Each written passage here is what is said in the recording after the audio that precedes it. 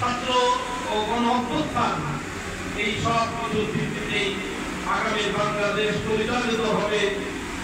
বাংলাদেশকে সেই পথ তৈরি করে দেওয়া হবে, এটাই হলো জুলাই সনদ। এবং জুলাই সনদের বাস্তবায়ন ছাড়া আমরা অন্য কোন পথে আগামী বাংলাদেশের রাজনৈতিক বন্দোবস্ত পেয়ে নেব।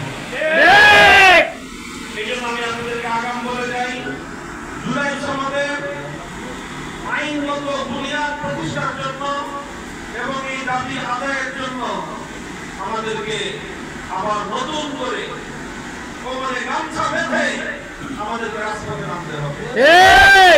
যদি প্রয়োজন হয় আমরা আবার 24শে জুলাইয়ের মতো আবার আমরা রাজপথে নামবো এবং জুলাই বিপ্লবে জুলাই সনদের আইনি ভিত্তি আদায় করেই আমরা ঘরে ফিরবো ইনশাআল্লাহ। এই বিষয়ে কারোর সাথে কোনো আপোষের কোনো সুযোগ নাই।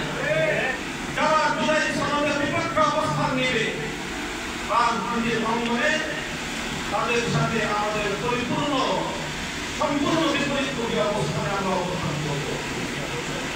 জুলাই সনদ বাস্তবায়ন করতে হবে, জুলাই সনদকে আইনিভাবে প্রতিষ্ঠিত করতে হবে এবং আগামী বাংলাদেশ গড়বার জন্য জুলাই সনদই হবে প্রধান বুনিয়াদ ভিত্তি। আগামী ৭২-এর সংবিধানের মধ্যে দিয়ে বাংলাদেশকে যে বিপদগামী করা হয়েছিল, ৭১-এর মুক্তিযুদ্ধের প্রকৃত চেতনা এবং মুক্তিযুদ্ধের প্রকৃত সুফলকে বাঞ্চাল করবার ভিনদেশী চক্রান্তের নামই হলো ৭২-এর সংবিধান। আমরা ৭২-এর সংবিধানের দেশ বিরোধী সকল ধারার বিলুপ্তি চাই এবং সেটা করতে হলে জুলাই সনদের আইনগত ভিত্তি প্রতিষ্ঠা করার বিকল্প কোনো রাস্তা নেই। এই জন্য আমি চট্টগ্রাম বাংলাদেশের অন্যতম গুরুত্বপূর্ণ রাজনৈতিক অঞ্চল, বাংলাদেশের অনেক রাজনৈতিক পট পরিবর্তনের সূচনা চট্টগ্রাম থেকে হয়েছে। কাজে আপনারা এই চট্টগ্রাম অধিবাসীরা প্রস্তুতি গ্রহণ করুন। আমরা জুলাই সনদের আইনি ভিত্তি প্রতিষ্ঠা করে এই সেই অধিকার আদায় করেই আমরা ২০২৬ সালের ফেব্রুয়ারিতে যে জাতীয় নির্বাচন, সেই নির্বাচনকে জুলাই সনদের ভিত্তিতে আদায় করেই থাকবো ইনশাআল্লাহ। এটা হলো আমাদের এই মুহূর্তে রাজনৈতিক সবচেয়ে গুরুত্বপূর্ণ অগ্রাধিকার ভিত্তিক আমাদের এজেন্ডা। দ্বিতীয় কথা, আমরা বাংলাদেশে ইতিমধ্যে ৩০০ আসনের মধ্যে ২৬৮ আসনে আমাদের দলীয় প্রার্থী আমরা ঘোষণা করেছি। অবশিষ্ট ৩২টি আসন, অধিকাংশ আসনে একাধিক প্রার্থীর মধ্যে দিয়ে আমরা এখনো প্রার্থী বাছাই করতে পারিনি, করবে একটু বিলম্ব হচ্ছে। সেগুলো ইনশাআল্লাহ প্রার্থী ঘোষিত হয়ে ৩০০ আসনে বাংলাদেশ প্রার্থীরা সংগঠনের পক্ষ থেকে তারা প্রতিনিধিত্ব করবে, জনগণের পাশে থাকবে, সুখে দুঃখে জনগণের সকল দায়িত্ব ও কর্তব্য বাংলাদেশ হাসিমুখে আদায় করে পালন করতে ইনশাআল্লাহ। আমরা এই প্রার্থী ঘোষণা করেছি শুধু নির্বাচন করার জন্য। আমরা যাদেরকে বাংলাদেশ খেলাফত করতেছেন এই আসনে যাকে প্রার্থী করেছি, মনে রাখবেন আগামী ৫ বছরের জন্য বাংলাদেশ খেলাফত করতেছেন পক্ষ থেকে আপনাকে সেই আসনের দায়িত্ব ঘোষণা করা হবে। নির্বাচন কিভাবে হবে, নির্বাচন নিরূপণ কি দাঁড়াবে, এখানে সম্মিলিত না আলাদা নির্বাচন হবে, এগুলো অনেক ক্যালকুলেশন, অনেক হিসাব নিকাশের বিষয়।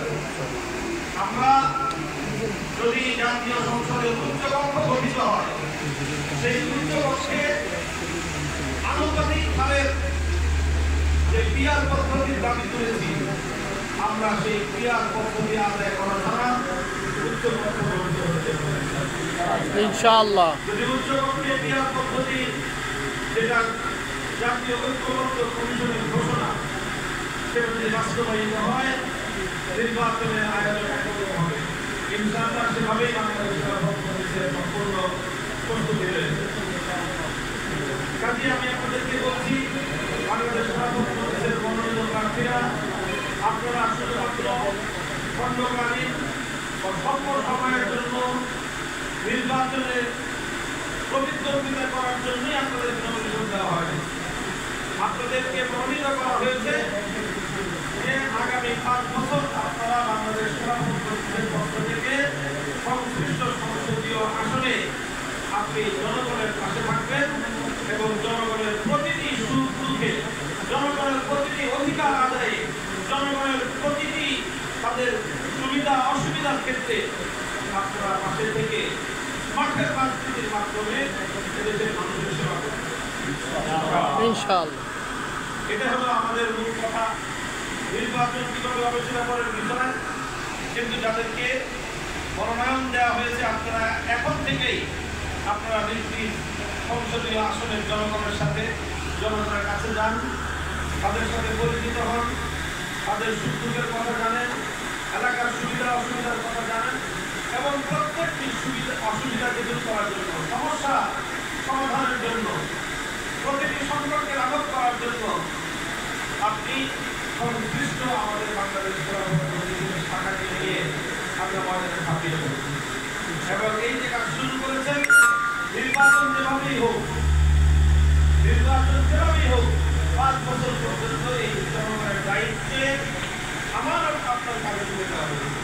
মনে রাখবেন, এই আমানতের দায়িত্ব পালন থেকে পিছপা